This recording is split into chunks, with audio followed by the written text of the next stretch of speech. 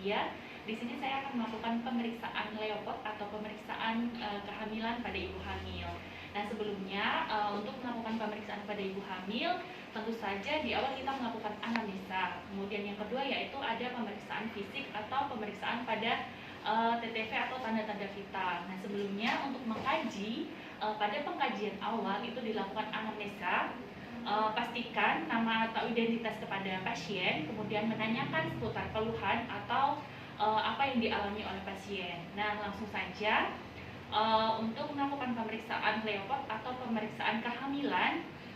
Di sini saya ada pasien dengan kehamilan atau pemeriksaan Leopard pada kehamilan trimester 3 umur 32 minggu.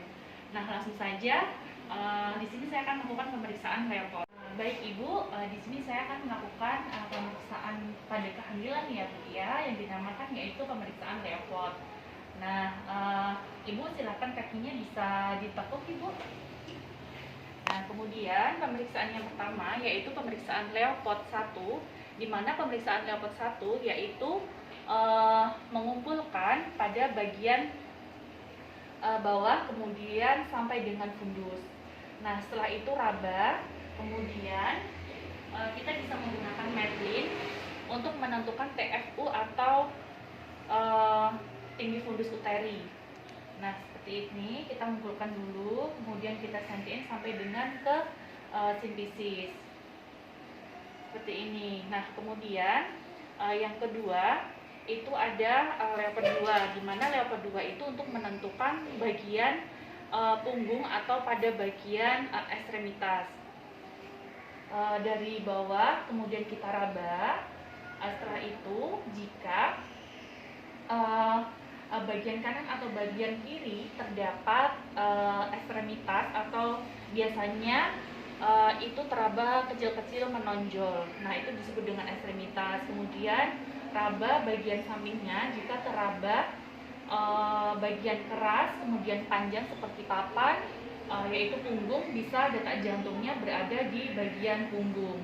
Nah, setelah itu yang ketiga yaitu Leopard ketiga, yaitu untuk menentukan bagian terendah janin dengan cara yang pertama kita kumpulkan seperti ini. Nah, kemudian pastikan bagian janin, bagian terendah janin itu apa.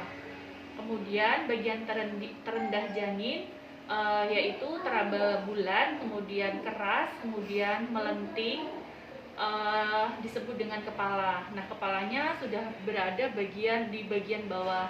Nah, kemudian di sini ada Leopard keempat, di mana Leopard keempat itu untuk menentukan seberapa banyak atau seberapa besar kepala masuk ke dalam panggul. Nah, selanjutnya Ibu silakan kakinya diluruskan Ibu.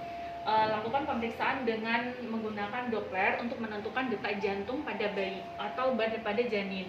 Nah, kemudian tadi pada bagian sebelah kiri teraba bagian punggung, kemudian menggunakan Doppler.